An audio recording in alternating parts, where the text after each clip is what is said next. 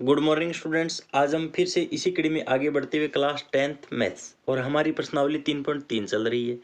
प्रश्नावली 3.3 के अंदर आज हम क्वेश्चन नंबर 1 पे चर्चा करेंगे। तो देखिए स्टूडेंट्स, निम्न रैखिक समीकरण युग्म को प्रतिस्थापन विधि से हल कीजिए। और इसका जो पहला पार्ट है उसका अध्ययन हमने पूर्व वीडियो के अंदर कर लिया है। तो सेकेंड पार्ट देखिए स्टूडेंट्स, s माइनस टी बराबर 3 और दूसरा इक्वेशन है वो s/3 प्लस t/2 बराबर 6 दिया गया है। तो इस क्वेश्चन को हल करने के लिए हमें सर्वप्रथम क्या करना होगा, देखिए स्टूडेंट्स, दिया गया रैखिक समीकरण युग्म s माइनस टी बराबर 3, इसे इक्वेशन फर्स्ट मान लेते हैं। जबकि सेकंड इक्वेशन को यहाँ पर हमें सरलीकरण करना होगा। तो s/3 प्लस t/2 बराबर 6, यहाँ पर 6 है वो लघुत्तम बन रहा है। क्या बन रहा है? 6 लघुत्तम बन रहा है। 6 लघुत्तम लेने के बाद में हमारे पास यहाँ पे 2s प्लस 3t लिखा जाएगा और बराबर 6। अब यहाँ पर 6 के बट्टा में 1 लगाकर यहाँ पर हम वज्र गुणा कर लेते हैं। तो 2s प्लस 3t बराबर यहाँ पर 36, इसे इक्वेशन हम सेकंड मान लेते हैं। अब देखिए स्टूडेंट्स, यहाँ पर हमें प्रतिस्थापन विधि से इस क्वेश्चन को हल करना है। तो यहाँ पर समीकरण फर्स्ट से हम s का मान निकाल लेते हैं। तो समीकरण फर्स्ट से s बराबर t प्लस 3, इसे इक्वेशन हम थर्ड नाम दे देते हैं।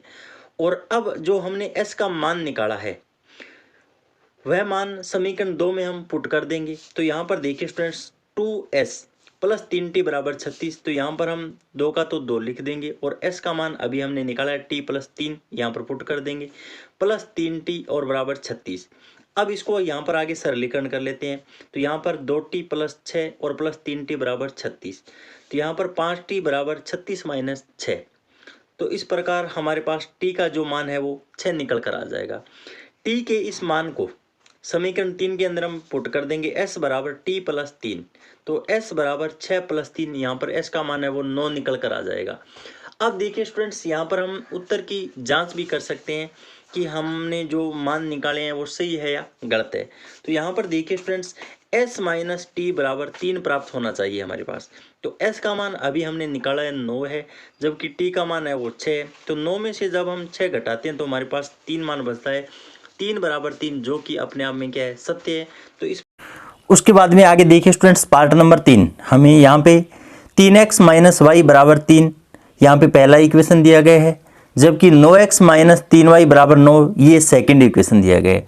तो देखिए स्टूडेंट्स, यहाँ पर हम इस क्वेश्चन को प्रतिस्थापन विधि से किस प्रकार से हल करते हैं। तो यहाँ पर समीकरण फर्स्ट से एक चर का मान हम निकाल लेते हैं यहाँ पर।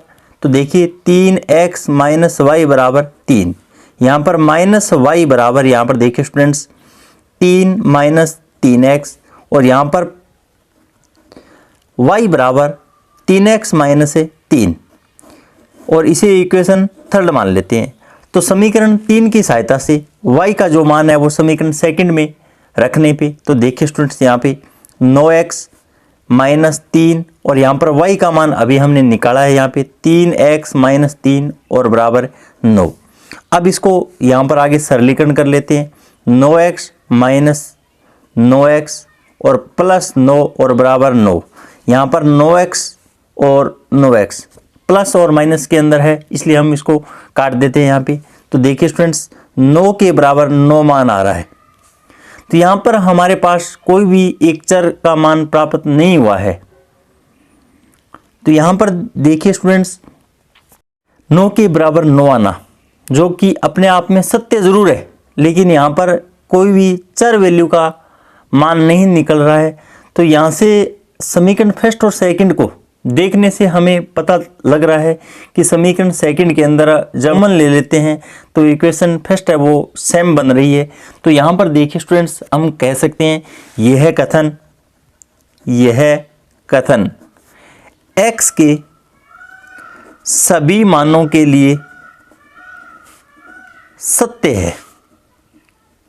तो देखिए स्टूडेंट्स, यह कथन x के सभी मानों के लिए क्या है, सत्य है। फिर भी हम x का कोई विशेष मान हल के रूप में प्राप्त नहीं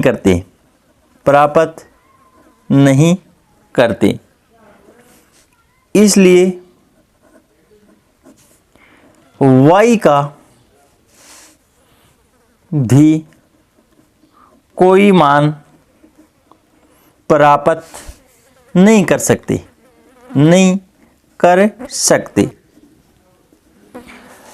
इस प्रकार की स्थिति तभी पैदा हो सकती है जब दोनों समीकरण क्या हो, एक जैसे हो। तो यहाँ पर देखिए स्टूडेंट्स, इस प्रकार की कंडीशन है वो तभी प्राप्त हो सकती है जब क्या हो, दोनों इक्वेशन है वो एक जैसी हो।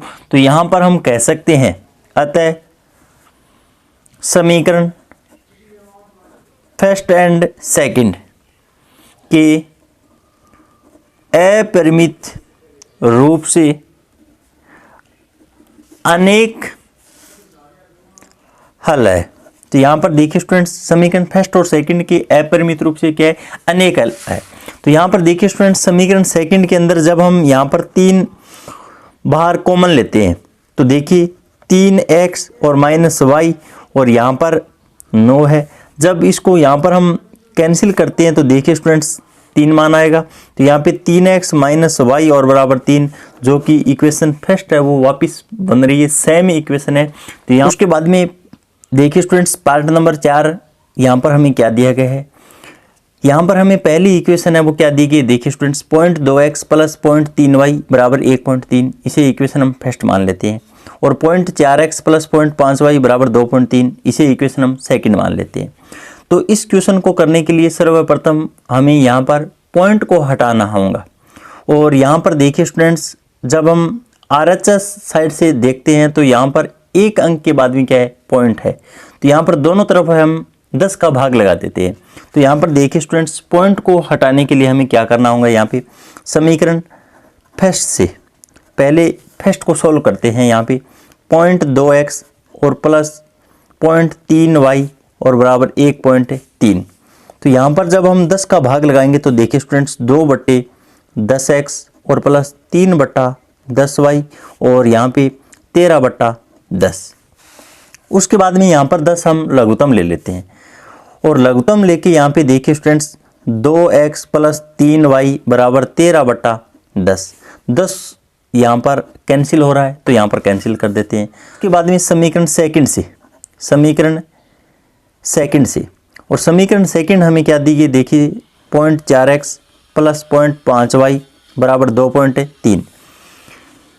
यहाँ पर भी हम पॉइंट को हटा लेते हैं तो वही काम यहाँ पर भी हमें दोनों तरफ 10 का भाग लगाना होगा। तो देखिए स्टूडेंट्स 4x/10 + 5/10 और y और बराबर 23/10। यहाँ पर भी वही काम 10 लघुत्तम लेके यहाँ पर भी हम दोनों तरफ से 10 को कैंसिल कर देंगे। तो यहाँ पर देखिए स्टूडेंट्स, हमारे समीकरण है वो क्या प्राप्त होती है, 4x + 5y और बराबर 23 और इसी इक्वेशन हम 4 मान लेते हैं। अब देखिए स्टूडेंट्स, इक्वेशन 3 और 4 की सहायता से हम x और y के मान है वो ज्ञात कर सकते हैं और प्रतिस्थापन विधि की सहायता से हल करना है। तो यहाँ पर देखिए स्टूडेंट्स, समीकरण 3 की सहायता से चाहें तो हम x के बराबर मान रख सकते हैं या चाहें तो y के बराबर मान रख सकते हैं। तो यहाँ पर देखिए स्टूडेंट्स, अगर मैं x बराबर मान निकालता हूँ तो 13 - 3y और बटा 2, x के इस मान को इस समीकरण नंबर 4 के अंदर हम पुट कर देंगे। तो यहाँ पर हमारे पास एक चर वैल्यू का मान निकल कर आ जाएगा और जो एक चर वैल्यू का मान निकल कर आ जाएगा उसको हम कौन सी भी एक इक्वेशन में वापस रखकर दूसरी चर वैल्यू का मान ज्ञात कर सकते हैं। और ऐसा मेथड मैंने आपको पूर्व के अंदर बता दिए। आप स्टूडेंट्स, पार्ट नंबर 5 हमें क्या दिया गया है, √2x + √3y बराबर 0। इसे इक्वेशन हम फर्स्ट मान लेते हैं। √3x - √8y बराबर 0, इसे इक्वेशन हम सेकंड मान लेते हैं। अब समीकरण फर्स्ट से देखिए स्टूडेंट्स, समीकरण फर्स्ट से √2x और प्लस √3y और बराबर 0, यहाँ से हम एक चर वैल्यू x या y का मान हम ज्ञात कर लेते हैं। तो देखिए स्टूडेंट्स, हमें यहाँ पर क्या करना होगा, x का मान ज्ञात करने के लिए यहाँ पर x को हम LHS साइड के अंदर रख लेते हैं। तो x बराबर यहाँ पे -√3 और बट्टे √2 और y और इसे इक्वेशन हम थर्ड मान लेते हैं। अब इक्वेशन थर्ड की सहायता से x का जो मान हमने निकाला है वो समीकरण सेकंड में हम प्रतिस्थापित कर देंगे। तो देखिए स्टूडेंट्स, यहाँ पे √3 और x का मान अभी हमने निकाला है √3 बटा √2 y माइनस √8 y और बराबर 0। उसके बाद में देखिए स्टूडेंट्स, यहाँ पर गलती होने की संभावना है। देखिए स्टूडेंट्स, अगर आपने यहाँ पर दोनों तरफ ब्रैकेट लगा लिया है तो यहाँ पर √3 का इन दोनों पदों के साथ गुणा होने वाला है। यहाँ पर विशेष रूप से ध्यान रखना होगा।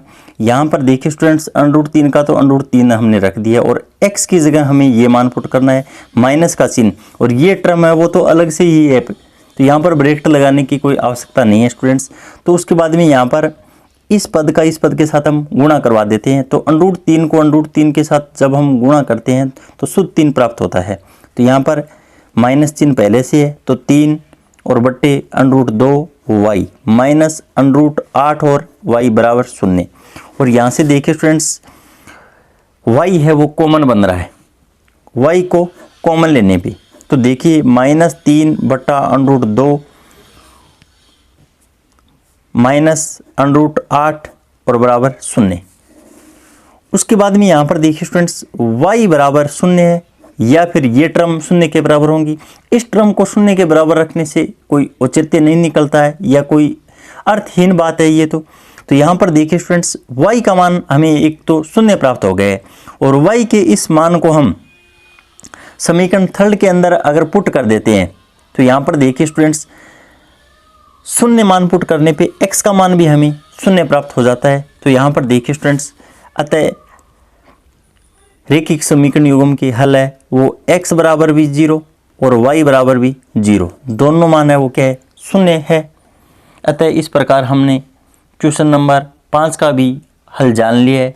उसके बाद में क्वेश्चन नंबर 6 का हल आप स्वयं ज्ञात कर लेना, क्योंकि यहाँ पर भी x का जो गुणांक है वो 3/2 है और y का गुणांक है वो 5/3 है। तो यहाँ पर लघुत्तम 6 लेकर हम आसानी से रेखिक समीकरण ax + by + c इस रूप में कन्वर्ट करके और एक चर का मान हम दूसरी इक्वेशन के अंदर रखकर हम प्रतिस्थापन विधि की सहायता से इसका हल ज्ञात कर सकते हैं।